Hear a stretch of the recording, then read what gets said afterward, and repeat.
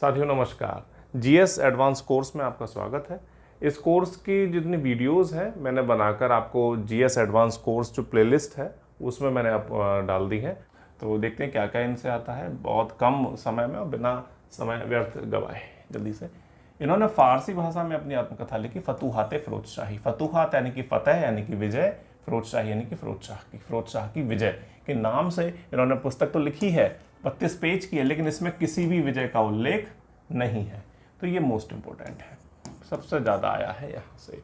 इसमें केवल इसके अध्यादेश हैं और खुद को आदर्श मुस्लिम शासक सिद्ध करने की बात रखता है, तो ये इंपॉर्टेंट है। दिल्ली सल्तनत का एकमात्र शासक जिसने आत्मकथा लिखी, ये मोस्ट इंपॉर्टेंट है। आत्मकथा में दंड के मानवीय नियम। इसके बाद है जब अल्लाह, मोस्ट इंपॉर्टेंट है, अपने बंदों की आजीविका नहीं छीनता तो खुदा का बंदा होने के नाते मैं कैसे छीन सकता हूँ। ये बात तब आई थी जब बहुत से बूढ़े होते जा रहे थे सैनिक, या जो इनके अधीन जो कामगार थे वो बूढ़े हो रहे थे, तो कुछ काम नहीं कर पा रहे थे। तो ऐसी स्थिति में एक प्रॉब्लम फिरोज तुगलक के सामने आती है। तब ये कहता है कि उनको बने रहने दो, वो बड़े बूढ़े हैं, मैं जब अल्लाह अपने बंदों की आजीविका नहीं छीनता तो मैं उनकी आजीविका कैसे छीन सकता हूँ। तो इस तरह से उसका कहना था। तो ऐसे बड़े बूढ़े अपने किसी रिश्तेदार या अपने किसी वंशज को भेज सकते हैं, वो आके जॉब कर लें और उनको हम वेतन पूरा देंगे। तो इस तरह की इसकी सोच थी। मैंने आपको पिछली जो वीडियोस हैं फिरोज तुगलक वाली उसमें मैं पढ़ा चुका हूँ। पॉलिटिकल जब हिस्ट्री मैंने आपको पढ़ाई थी तो वहाँ आप जाके देख सकते हैं। और ये इंपॉर्टेंट है, खजाना बड़ा होने से अच्छा है लोगों का कल्याण, दुखी हृदय से अच्छा है खाली खजाना। ये इसका बहुत ज़्यादा इंपॉर्टेंट लाइन है। और इसके काल में, फिरोज तुगलक के काल में काफ़ी और पुस्तकें भी अच्छी लिखी गई। जैसे चिकित्सा शास्त्र संबंधी जो पुस्तक है तिब्ब ए फिरोजशाही, पूछा जाता है चिकित्सा संबंधी है और इसके काल में ये लिखी गई। हालांकि इसके राइटर के बारे में मतभेद है कि किसने लिखा, लेकिन फिलहाल वो पूछा भी नहीं गया है कि किसने लिखा, ये आपको पता होना चाहिए किससे संबंधित है। गुजरात में भारतीय संगीत संबंधित पुस्तक गुनायात उल मुनिया फारसी में लिखी गई। ये उसके काल की बात है लेकिन गुजरात में लिखी गई, इंपॉर्टेंट है ये भी।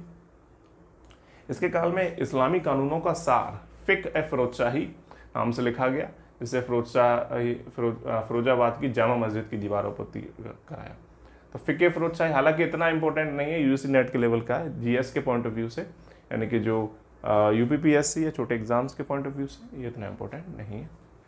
नगरकोट के ज्वालामुखी मंदिर से प्राप्त 1300 पुस्तकों का इसने फारसी में अनुवाद कराया। और किसने किया? अजीजुद्दीन खालिद किरमानी द्वारा।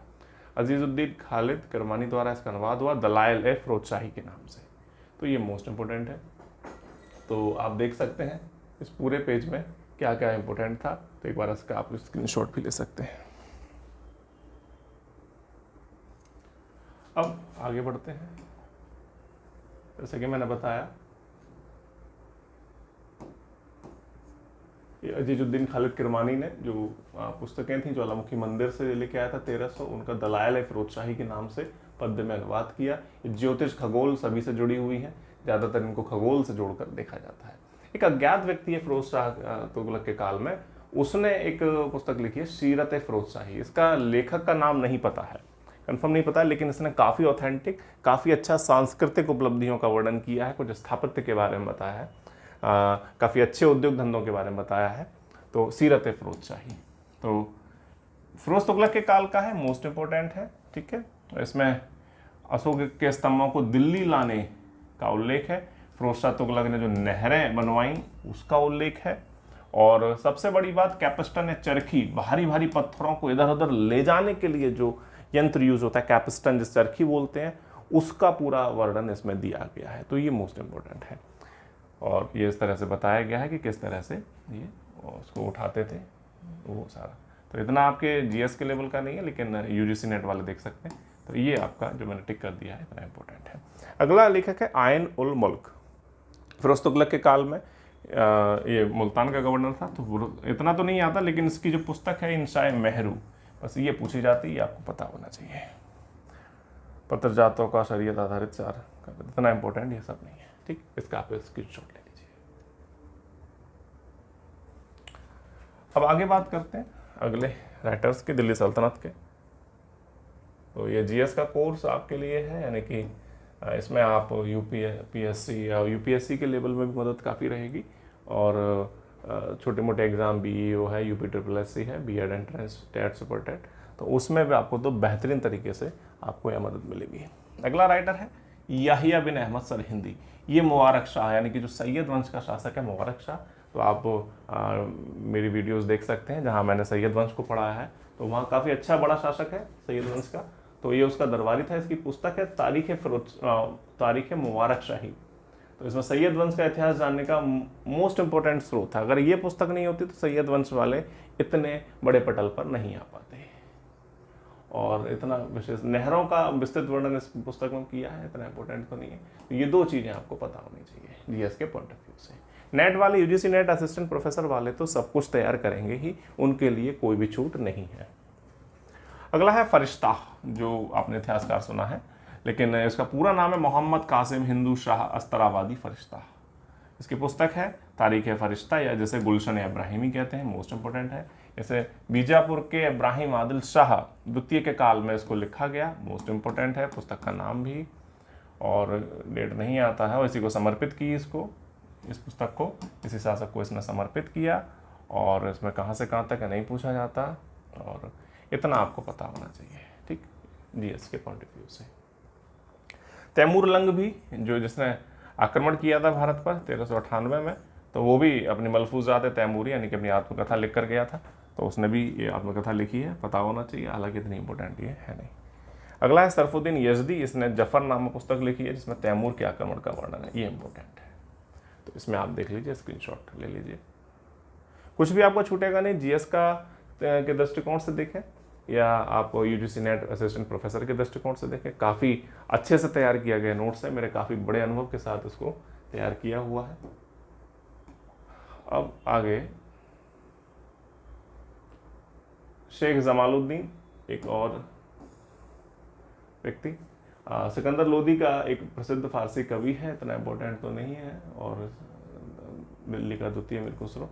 पुस्तक जरूर इसकी सियारुल आरिफीन आप याद कर सकते हैं बस, और इसमें मुझे तो कुछ लगता नहीं है। इसका सिकंदर लोदी मोस्ट इंपॉर्टेंट व्यक्ति है, मोस्ट इंपॉर्टेंट। गुलरुखी के उपनाम से, गुलरुखी उपनाम यानी कि जो हम अपना दूसरा नाम लिख के या कोई तकिया कलाम डाल के अपना नाम से कोई रचना लिखते हैं, तो वही गुलरुखी के नाम से लिखता था।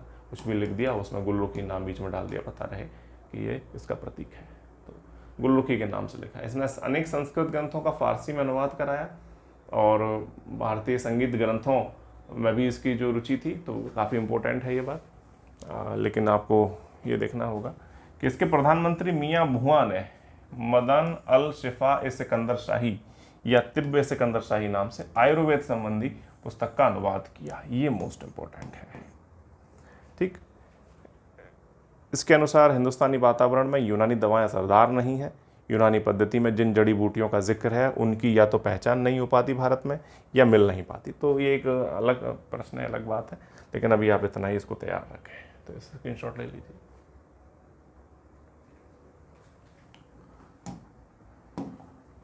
इसके बाद